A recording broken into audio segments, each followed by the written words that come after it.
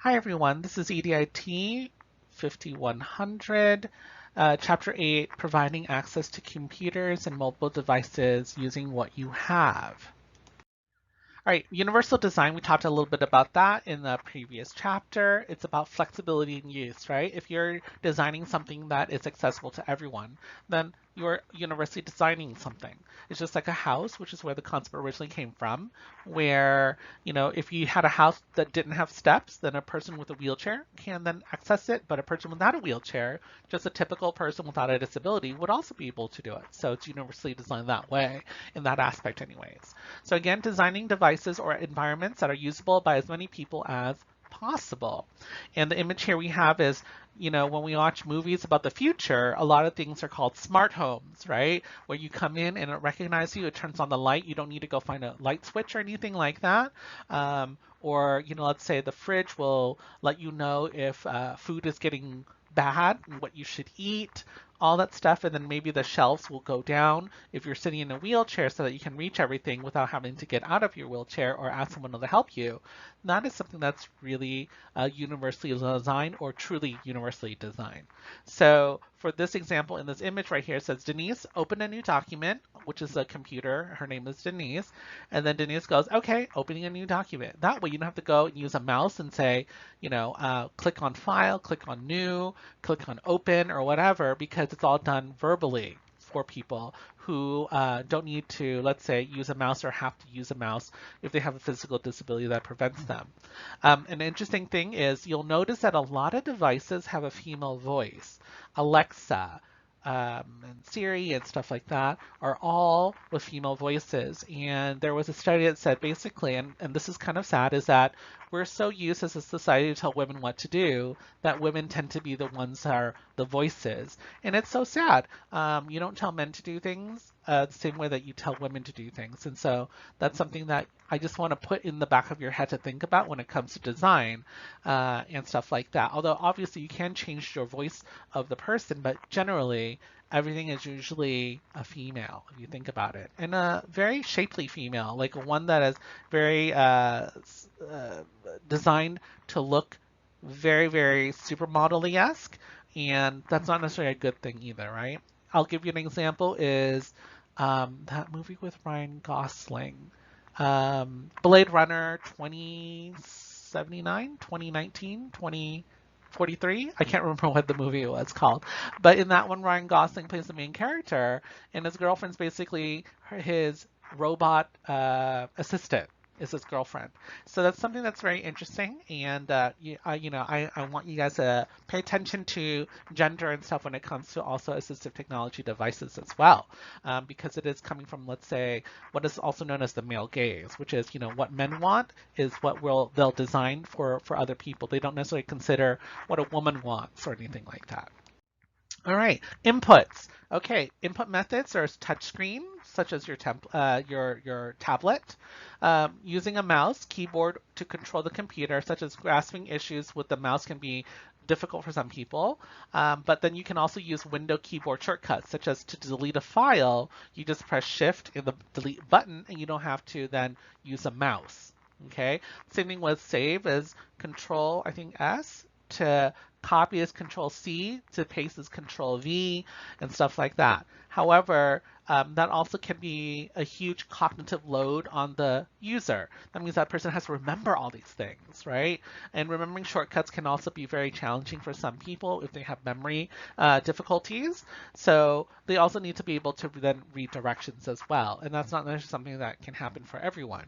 So then, having a touchscreen might be a little bit easier because they can just touch things and then select as opposed to use a mouse. Click on the mouse, right click, left click, and then type in all this other stuff. Touchpads and trackpads. People who do not have a wide range of motion will use this and actually benefit from it. And depending on the laptop that you have, or if you actually buy a trackpad connection device, there's different ways to operate it. You see, there's people who have the triple tap, double tap, single tap, move things around using 2 fingers, 1 finger, 3 fingers, and stuff like that. And then that allows them to not have to use a mouse to control what they need to control on the screen. So you can slide a finger across the space surface of the touchpad control the mouse pointer. So again, use your fingers and then it will recognize that as where the mouse should be. And then tapping the surface acts as a mouse click, like we said, 1, 2, 3, depending on how you design it or how that specific trackpad is designed. You can also use a touch sensitive pen that comes along with it. They used to be called the Wacom pads, but I think there's also just touch sensitive pens. You can also buy pens that are template, like it'll actually touch your tablet and then recognize from there. It doesn't have to actually come from a specific pad of some sort, which is what the Wacom pad is all about, which is a pad and then you write on it like you're writing and then it controls it like a mouse. Speech recognition, speech to text, those who are able to verbalize their thoughts but are unable to handwrite or type them with the same degree of sophistication. So we're talking about people with typing physical disabilities, but also people who might have learning disabilities, who might type a little bit slower because in their head it moves a little bit faster than the way that they type or the ability of their typing. Or they might get words backwards or something like that while they're typing, whereas when they're talking, they don't. So having something that's from speech to text would be really beneficial for a person like that. There are motor control issues who cannot use the keyboard effectively due to muscle weakness, fatigue, or lack of control over hand and finger movements. Outputs, how people receive information. So there's also dictation and speech, text to speech, like we said before, where you select it and then it'll read out loud what you had typed. Read out any highlighted text, then user presses a designated keyboard shortcut so that it would, do something specific like copy, paste, edit, and stuff like that. There's also adaptability to left and right-handed users. Accommodating left and right-handed users is really important, again, because there are people who are left-handed. 2-button mouse and 1-button mouse, those can be very, very difficult if it was designed for a right-handed person for a left-handed person. I've heard students with left-handed abilities basically teach themselves how to use the mouse with their right hand instead. But then also just want to let you know that you can also in your computer, there is a mouse property control panel to switch them for left-handed users. So you can actually flip it if you wanted to, so that your mouse actually recognizes the other way. I know some people don't realize that, so I just wanted to bring that out, and then just go to the computer and then do those controls there. If you have issues, always type what kind of computer you have onto Google or YouTube, and usually there's a tutorial on how to do that as well. 1-button mouse, usually 1 click selects something, and then 2 clicks select something else. And usually that's really popular with, I think, Apple products is having 1 click as opposed to 2 click or 2-sided mice. Variations in precision and accuracy. Take into account variations in the precision and accuracy of the computer user. So, for me, when I teach my mom, my 75-year-old mother, how to use the computer, she actually can't really read the icons and the words underneath it very well because of her visual disability now, or, she needs glasses, but hardcore glasses and stuff like that to be able to use it. So what you can actually do is you can adjust the size of the icon and adjust the speed at which the mouse pointer moves. So, sometimes when you move a mouse it's really fast, you're like, where did my mouse go? And then you keep on swiveling it around until you finally see it. For some people, it moves too fast. So you can actually slow the speed of your mouse cursor so that person can actually see it. There's more surface area for people to click on when you enlarge the icon. So if you make it like, twice as big, it's a little bit easier for a person to maneuver to that icon and click on it, whereas the small one. Larger icon is visible to people with visual impairments as well. So that's something that might be very, very helpful for a specific student of yours. Adaptability to the user's pace. The guideline is incorporated in computer operating systems in a variety of ways, and it's exemplified by the controls that users have over certain mouse and keyboard features. So definitely now computers have an accessibility option or in the preference or system preferences where you can actually control certain things. So you know how when you're typing in Word or in Google Docs, there's that little line that blinks back and forth at wherever you are? For some people, that blinking is a little too fast and they actually cannot see where it is. So you can actually slow down that keyboard repeat rate so that the blinking is actually a lot slower so they can find it. You can also adjust the delay before a key will start repeating and that speed at which it repeats once it starts. So for example, let's say that you kind of have tremors when you are typing. And so when you press down on the letter A, maybe 3 A's pop up because you were pressing it down a little too slow, right? So you can actually control the repeat rate of it so that, every time you type, let's say it takes up to 3 seconds before the second A will pop up when you press down once because it's controlling it. A key guard is also really helpful, but this is for maybe someone who doesn't have a key guard like we talked about at the beginning of the semester. Instead, you can actually control the rate so that it doesn't have 15 A's at one time or anything, because it can be very exhausting for a person to try to delete all those 14 A's that they actually did not need from the beginning. Accessibility features for users with disabilities. Apple and Microsoft are committed to promoting computer access for people with disabilities. There's physical disabilities that they have to work with, visual impairments or blindness that they have to also consider, and then of course hearing impairments for deafness. And so that's why you'll see things like being able to enlarge an icon for someone with a physical disability, let's say. A visual impairment might be color contrast. Maybe the screen is white with black font or black with white font, or black and yellow font or white and yellow. Black and yellow font. And then of course hearing impairment or deafness also would be, let's see, making sure that things are not just sound based. Let's say, how when you double click something and it's impossible to do, it'll go boom, boom, or something like that. That is to let a person who might be blind hear and say, oh, that means that there's a mistake. For a hearing impairment, it might be that window that pops and says, you cannot do this. That way, they know that there's something wrong that they did, or whatever, or a little pop-up button says saved, so that you know that this thing has been saved because they can't hear it. Keyboard modifications and mouse controls. There are things called sticky keys. Allow students to press keys sequentially to execute functions that typically require pressing the keys simultaneously. So remember we talked a little bit about, let's say, how to save. You would push Shift S, right? And you need to do both of them at one time so that it would save. With sticky keys, what it's saying is you can press Shift first and then press the S, and then it will still allow you to do the save. Does that make sense? It's like when you can't do two things at one time or press two buttons at one time because of your physical disability or whatever it is. Sticky keys means that it'll stick there, and then it'll also apply the second button that you press as well. So again, with sticky keys activated, the modifier keys such as Shift, Control, Option, FN, Command, Alt, Windows logo respond as if they were being held down while the next non-modifier key is pressed. Example, if you need to, again, press Control and S to save a document, usually I would press both keys at the same time, but with sticky keys, I would press the Control button first and then let go, and then I would press the S and it would act as if I'm pressing both at the same time. Slow key or filter keys. Slow keys are on Mac and filter keys are on Windows. Increases the amount of time a key must be pressed before registering a keystroke so that the brief or repeated keystrokes will be ignored. Sometimes, again, we talk about hand tremors or whatever, you might actually press your hand against a bunch of keys at one time. So it says, you need to you need to press it for, like, let's say 2 seconds before it will actually put onto or type or register on your desktop. So that will be really helpful because if you actually press a bunch of keys at one time, again, trying to delete all that stuff or correct it can be very exhausting for a person with that type of disability.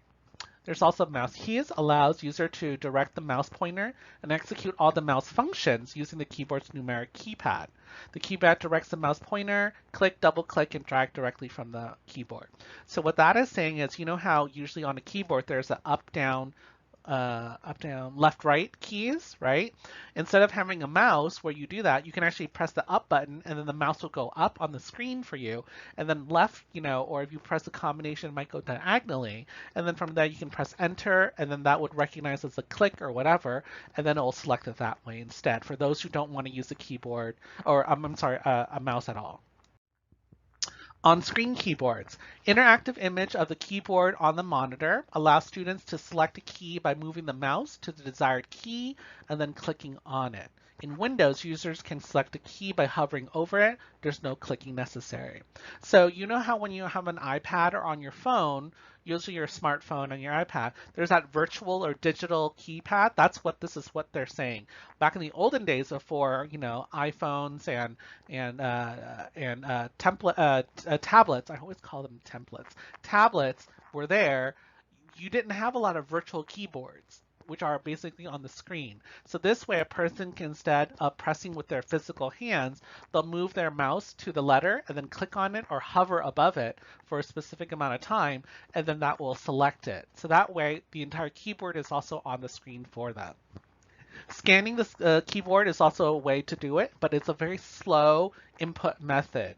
Scanning is what you think it is. It's basically one row at a time of the keyboard is highlighted. So let's say that if you're looking at a keyboard right now, the top is Q, W, E, R, T, Y, U, I, O, and P, right? So it'll scan that line, and then you might click on return, right? Or a space bar. And then from there, it knows that you selected that row. And then what happens is then it scans left to right. So it'll say Q, then W, then E, then R, then T, then Y, then U, then I, then O, and then P. Whatever letter that you want, you just press the space bar and then it will select it. So let's say that it was scanning Q, W, E, and then you select on E with the space bar, then it knows that you selected the letter E. And then it starts all over again where it goes through that top line, and then it'll go to the middle line, and then it'll go to the bottom line until you press space, and then it'll know that you want that line, and then it'll go from left, like A, S, D, F, G, H, J, K, L. So that way then you can select it. But you can imagine how slow that might go, right? We'll watch a video of a person who will use that in a different way, but are going to use a scanning technique as well. So let me just read what it says when it comes to the scanning the keyboard. One row at a time of the keyboard is highlighted. Pressing the spacebar when the row with the desired letter is highlighted selects the row. Then pressing it again will begin a scan of the individual keys within the row. And then when the desired letter is highlighted, pressing it one more time will select the letter. Since it is so slow, word prediction will usually accompany this type of program. Modifications for students with sensory impairments. Ease of access center. There's hard of hearing and deafness. Computers emit beeps, tones, and voice messages to alert users of a variety of events. Mac and Windows replace auditory prompts with signals with visual signals. So like a pop-up window or something like that instead. Or that will come with that noise will be this. So it addresses both a person with a visual impairment and a hearing impairment.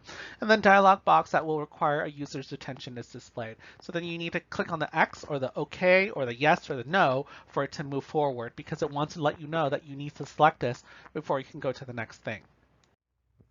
Visual impairments are for blindness, higher visual contrast and font size, so you can blow up the size of the font to 40, 50 instead of the regular 12 or 11. Selecting a high contrast color scheme such as a black background with a white lettering is very popular when it comes to contrast, so they can read it easier. There's also a program called Zoom feature on Macs and magnifier on Windows.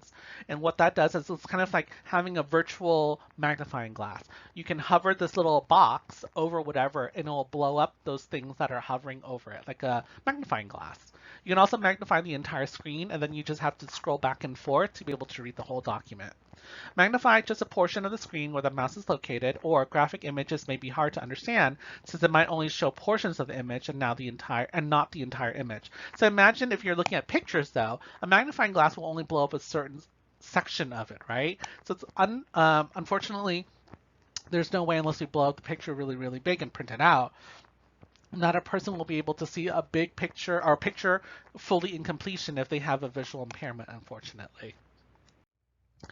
VoiceOver is on Mac and Narrator is on Windows, and it's a screen reading software. Provides spoken feedback to support students who have visual impairments or blindness, and speak everything on the screen, menu bars, menu options, icons, dialogue, boxes, text. So literally it reads everything so that the person who has a visual impairment knows exactly where they are. And it's kind of like that scanning technique that we talked about before, where it would scan everything and then whatever you want, then you just, let's say, press a spacebar or a return key, and then I'll select it and then it'll go to the next part. So imagine if you guys have ever been on Craigslist, right? It says like jobs, barter, trade, different types of things. Let's say you wanted to trade something, then you would click on enter or spacebar on that when it reads it, and then from there it might say Los Angeles, San Gabriel Valley, Culver City, West Hollywood, Beverly, and let's say you want to click Beverly Hills, and then from there it'll show you all the stuff that exists from there. So it is a scanning process when it comes to screen reading software usually. Speaks to everything on the screen, menu bars, menu items, icons, dialogue boxes, and text, and then also provides access to all computer functions for that student as well.